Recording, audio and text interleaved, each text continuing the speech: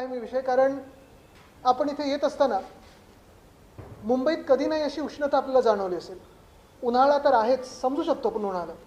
आत्तापर्यंत पाऊस पडायला पाहिजे, नाही पडायला पाहिजे, अंदाज जो लागतो ते डिपार्टमेंटचं खरं ठरतं खोटं ठरतं. पण आजचा जो उन्हाळा आहे, आजची जी उष्णता आहे ती एवढी भयानक आहे, आपल्याला वाटते की लू सुटलेली आहे. आणि आपण उत्तरेतल्या कुठच्या राज्यात आहोत जिथे उष्णतेच्या वेळी जसं एक आपल्याला वातावरण तसं वाटत आहे.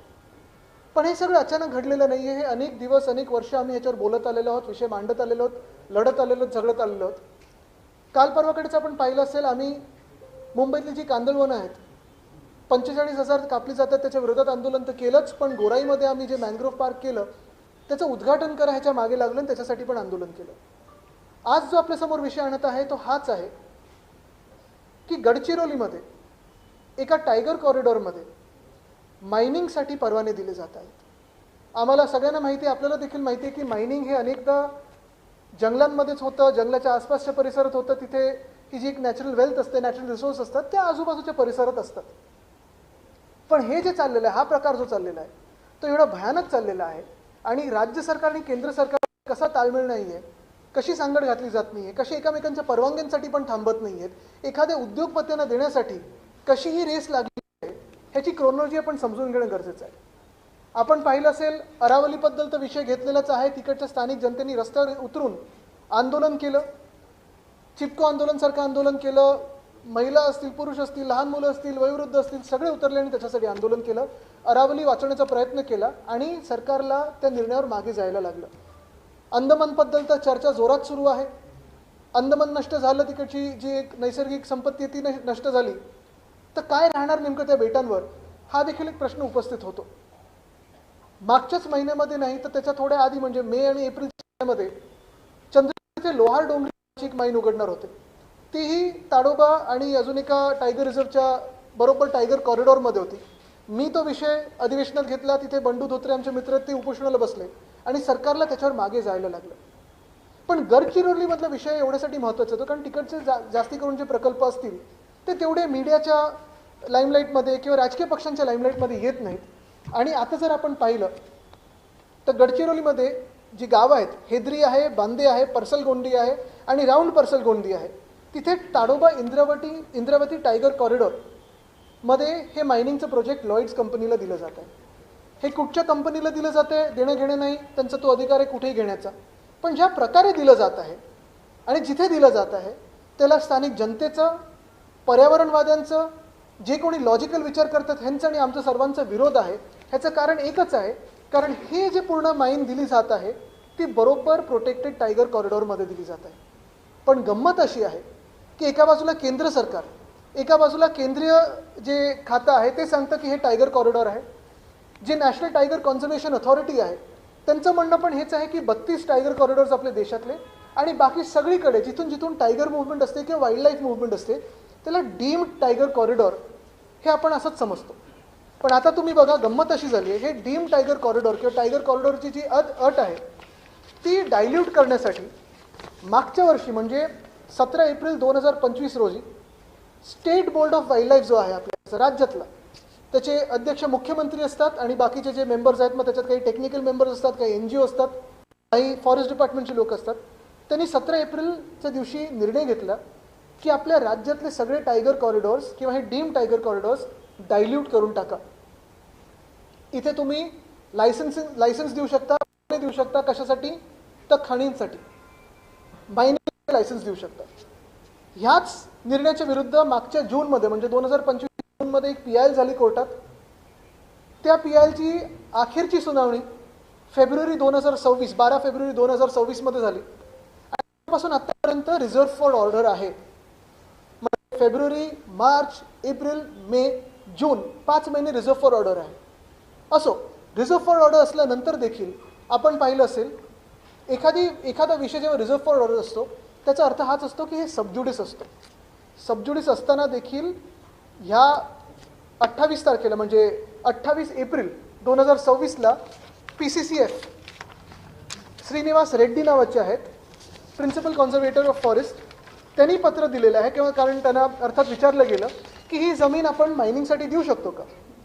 हे त्यांचं पत्र आहे 28/4/2026.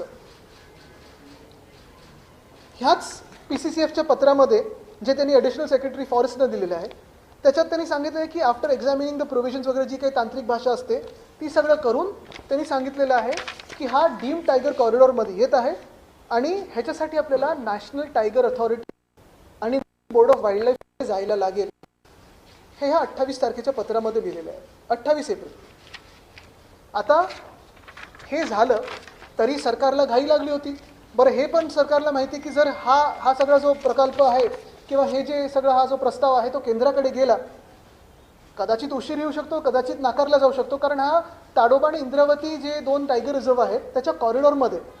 परत ताडोबा म्हणजे आपण जगाला सांगतो की जर तुम्हाला हमखास वाघ बघायचं असेल तर ताडोब्यामध्ये या, महाराष्ट्रातलं आमचं पर्यटन बघा, आमचं पर्यावरण बघा, आमचे वाघ बघा. कुठे जायला सांगतो आपण? ताडोब्यामध्ये. हेच बरोबर 13/2026चं पत्र आहे ह्याच PCCFचं, ज्यांनी आता लिहिलेलं आहे चीफ कॉन्झर्वेटर फॉरेस्ट यांना गडचिरोली सर्कलच्या, की हे सगळं ठीक आहे, मी आधी पत्र लिहिलं होतं, पण एखादा रिपोर्ट असा येतो, it has also been reported that the project area does not fall within tiger corridors delineated in NTCS tiger population report. म्हणजे काय? तर म्हणजे जो एप्रिलमधलं पत्र आहे त्यालाच विरोधाभास म्हणजे हे पत्र येतं आणि ह्या पत्रामध्ये सांगितलं जातं की कुठचं तरी ह्यांनी रिपोर्ट पाहिलेला आहे ह्याच PCCFनी की आता ते टायगर कॉरिडॉर नाही आहे.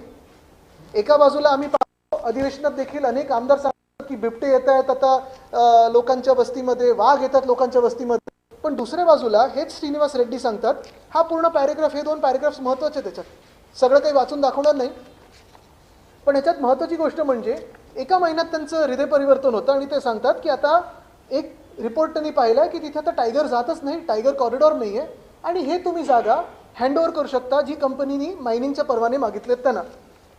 आणि मग सगळ्यात धक्कादायक गोष्ट म्हणजे त्याच महिन्याच्या 21 तारखेला त्यांनी एक पत्र दिलेलं आहे की आधीचं जे पत्र आहे म्हणजे 28 एप्रिलचं जे पत्र, ज्याच्यात त्यांनी सांगितलं होतं की हा टायगर कॉरिडॉर आहे, एक्झामिन करायला लागेल, केंद्र सरकारकडे पाठवायला लागेल, त्याच्यात त्यांनी पत्र मस्त देऊन टाकलेलं आहे 21 मे 2026चं. Withdrawal of letter regarding legal clarification on identification of tiger corridors under protection act 1972. आता तुम्ही ह्याचं गांभीर्य, एक खाण किंवा एखादी माईन घेण्यासाठी एक कंपनी परवानगी मागते. ती परवानगी ऑफकोर्स जसं की प्रोसेस आहे ती स्टेट बोर्ड ऑफ वाईल्ड लाईफकडे जाते. State board of wild life मागच्या वर्षीच्या एप्रिलमध्ये सांगतं की नाही, आता सगळे जे काही टायगर कॉरिडॉर्स आहेत ते आपण रेकग्नाइज करायचेच नाहीत, ओळखायचेच नाहीत, ते रद्द झालेले आहेत, आपण प्रथेप्रमाणे जायचं किंवा आपली नवीन एक प्रथा आपण इथे सुरू करूया आणि तुम्ही कोणालाही जमीन देऊ शकता. जेव्हा PCCFने विचारलं जातं, ज्यांची जबाबदारी आहे सगळे जी जंगलं आहेत किंवा झाडं वनं हे सगळं वाचवण्याची, ते सांगतात नाही, तुम्हाला केंद्राकडे जायलाच लागेल, कारण ती प्रथा आहे.